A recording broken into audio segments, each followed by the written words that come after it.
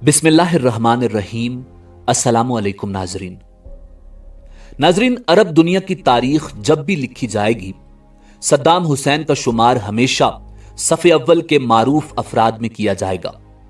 यूं तो कई साल इराक के स्याह सफेद के मालिक रहने वाले साबिक इराकी सदर सद्दाम हुसैन ने अपनी जिंदगी में कई कारनामे सरअंजाम दिए, मगर आज की वीडियो में हम आपको सद्दाम हुसैन के एक इंतहाई हैरत अंगेज और दिलचस्प कारनामे के बारे में बताएंगे। नाजरीन, दुनिया की बड़ी बड़ी न्यूज एजेंसियां इस बात की तस्दीक करती हैं, जिसका लिंक डिस्क्रिप्शन में मौजूद है, कि सद्दाम हुसैन ने अपनी जिंदगी में अपने जिस्म से तकरीबन 24 लीटर खून निकलवाकर कुरान मजीद फुरकान हमीद लिखवाया।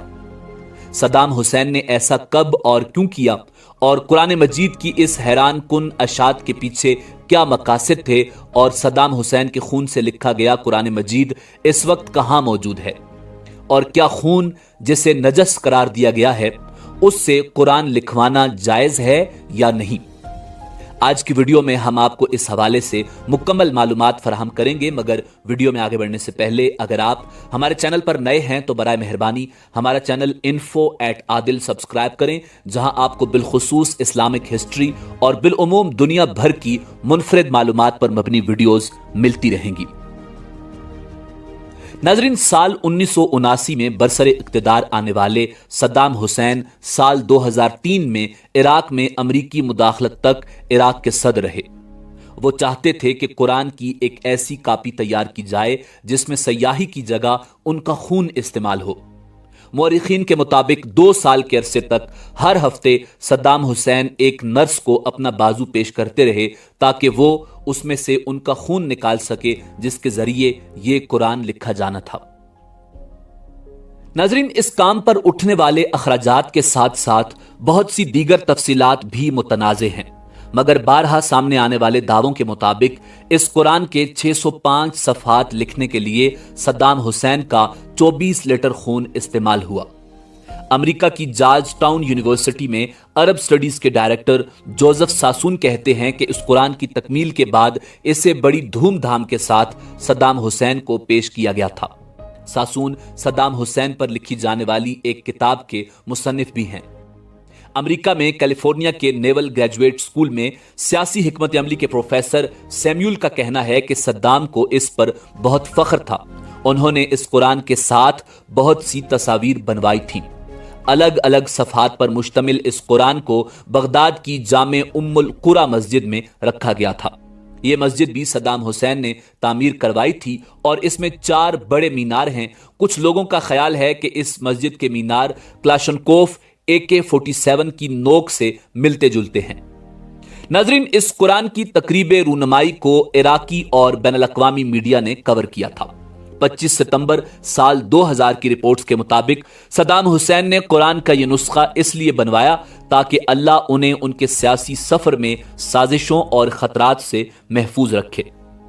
नाजरीन, उस जमाने में सरकारी मीडिया को रिलीज किए गए अपने एक खत में सद्दाम हुसैन ने कहा था कि मेरी जिंदगी खतरात से घिरी हुई है, जिसमें मेरा बहुत ज्यादा खून जाय हो सकता है, मगर मेरा कम ही खून जाय हुआ। फिर मैंने दरखास्त की कि खुदा की किताब के अल्फाज मेरे खून से लिखकर नजराना अकीदत पेश किया जा सके। नाज़रीन, कुछ लोगों का ख्याल है कि उन्होंने ऐसा इसलिए किया क्योंकि उस दौर में अपनी जात को दरपेश बहरानों से गुजर रहे थे। बाज माहिरीन का ख्याल है कि वो ऐसा इसलिए करना चाहते थे क्योंकि वो सितंबर 1996 के एक हमले में अपने बेटे अदी इब्ने सद्दाम हुसैन के बच जाने पर खुदा के शुक्रगुजार थे। मगर सासून के मुताबिक इसकी वजह कुछ और थी। नाजरीन, सासून कहते हैं कि खून से लिखा गया कुरान मजीद फुरकान हमीद एक मिसाल है कि कैसे कोई आमर अपना सियासी मकसद हासिल करने के लिए किसी भी चीज को इस्तेमाल कर सकता है, चाहे वो मजहब ही क्यों ना हो। नाजरीन, यहां बहुत सारे उलमाए कराम भी यही कहते हैं कि खून पाक नहीं होता, इसलिए यह जायज नहीं कि नापाक और नजस चीज यानी खून से अल्लाह रब्बुल इज्जत की मुबारक व मुअत्तर किताब कुरान मजीद फुरकान हमीद को लिखा जाए। वो कहते हैं कि 1990 की दहाई में ईरान के साथ जंग के इख्तिताम पर सद्दाम को एहसास हुआ कि ईरानी मजहबी सोच पूरे इराक में फैलती जाएगी انہوں نے کھل کر یہ کہا کہ بعثت پارٹی کے نوجوان بنیاد پرستی کی طرف مائل ہو رہے ہیں۔ ساسون کے مطابق مجھے نہیں لگتا کہ وہ واقعی زیادہ مذہبی ہو گئے تھے، انہوں نے سیاسی مقاصد کے لیے یہ دکھاوا شروع کر دیا تھا۔ ناظرین، وہ کہتے ہیں کہ انہوں نے مساجد تعمیر کروائیں اور ایک بڑی یونیورسٹی بھی، جسے وہ قرآن کی تعلیم کا بڑا ادارہ کہتے تھے۔ ان کی نظر میں یہ خیال بہت اچھا تھا، کیونکہ انہیں لگتا تھا کہ وہ اس سے لوگوں کو اپنی جماعت کی حمایت کے لیے مائل کر سکیں گے۔ وہ قرآن کو ایسے پڑھیں گے جس سے وہ انہیں اپنا رہنما مان سکیں۔ اس سے ان کے لیے آسانی ہو جائے گی کہ وہ عوام کو مذہب کے ذریعے کنٹرول کر سکیں۔ ناظرین، وہ اس کی مثال دیتے ہیں کہ صدام نے اپنے مقاصد کے اصول کے لیے خواتین سے متعلق اپنا رویہ تبدیل کیا۔ جب وہ سال 1968 میں سیاست میں آئے تو روایات پر ہنستے تھے۔ وہ چاہتے تھے کہ خواتین کے پاس بھی ووٹ کا حق ہو، مزدوروں کو حقوق ملیں اور سب کے لیے تعلیم کے مواقع پیدا ہوں۔ وہ معاشرے میں عورتوں کے کردار کے حقیقی محافظ تھے، مگر 1990 میں انہوں نے اپنا لہجہ تبدیل کر دیا اور کہنا شروع کر دیا کہ عورتوں کی جگہ گھر ہے اور ان کا کام زیادہ سے زیادہ بچے پیدا کرنا ہے۔ وہ کہتے ہیں کہ اس کی دو وجوہات تھی، مذہبی جنون اور بے روزگاری بڑھ رہی تھی۔ کویت کے ساتھ جنگ میں 7 لاکھ فوجی ہلاک ہوئے تھے۔ ناظرین، کہا جاتا ہے کہ خون میں کچھ کیمیائی مادے ملائے گئے تاکہ اسے سیاحی کے طور پر استعمال کیا جا سکے۔ ماہرین کا ایک سوال یہ بھی ہے کہ کیا یہ واقعی پورا صدام حسین کا خون تھا، کیونکہ اتنے زیادہ صفحات کے لیے بہت زیادہ خون درکار تھا۔ ایک اندازے کے مطابق ایک شخص سال میں صرف 4 مرتبہ 470 ملی لیٹر خون عطیہ کر سکتا ہے۔ سرکاری اعداد و شمار میں بتایا گیا کہ صدام نے یہ تمام خون 2 سے 3 برسوں کے دوران عطیہ کیا، جو بظاہر ناممکن لگتا ہے۔ ناظرین، ماہرین کے مطابق انہیں کچھ چیزوں کا ڈر اور وہم تھا۔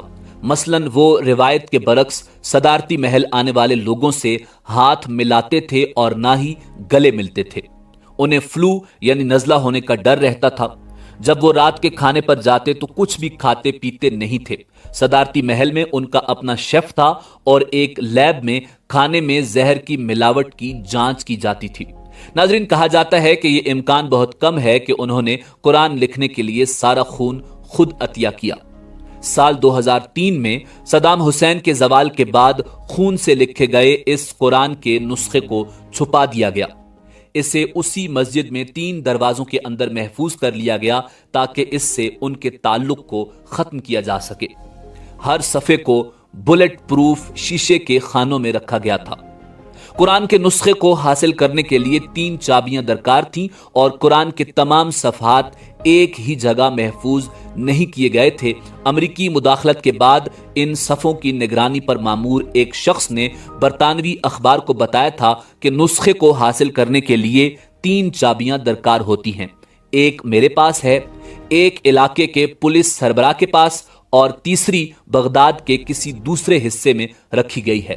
صحافی کو اس نسخے تک رسائی نہیں دی گئی تھی اور اسے بتایا گیا کہ اس کے لیے کمیٹی کی اجازت درکار ہے۔ ناظرین، اس نسخے کو لکھنے والے خطاط عباس شاکر جودی نے عراق چھوڑ دیا تھا اور کم از کم 10 سال پہلے وہ امریکہ میں مقیم تھے۔ سال 2003 کے بعد عراق نے صدام حسین کی کئی یادگاریں ہٹا دیں۔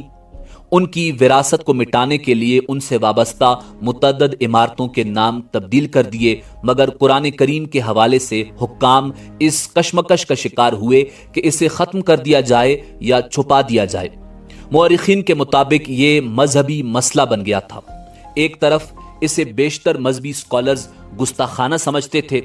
جسم سے نکلنے والے خون کو ناپاک یعنی نجس سمجھا جاتا ہے، جبکہ اسلامی تاریخ میں ایسی کوئی مثال نہیں ملتی کہ خون سے قرآن کریم لکھا گیا ہو۔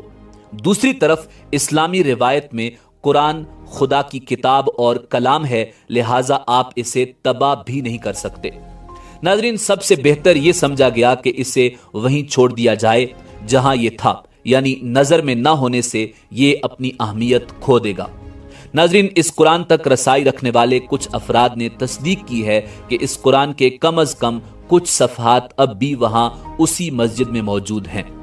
کچھ لوگوں کا کہنا ہے کہ اسے خفیہ طور پر سعودی عرب کو ہدیے کے طور پر دے دیا گیا تھا، جبکہ بعض سمجھتے ہیں کہ اب یہ صدام حسین کی بیٹی کی ملکیت میں ہے جو اردن میں رہتی ہیں، مگر کسی بھی بات کا کوئی ثبوت موجود نہیں۔ ناظرین، امید ہے کہ آپ کو ہماری ویڈیو پسند آئی ہوگی۔ ملتے ہیں بہت جلد ایک نئی تاریخی، تحقیقی اور معلوماتی ویڈیو کے ساتھ۔ دیکھتے رہیے info@adil۔ اللہ رب العزت آپ کا حامی و ناصر ہو۔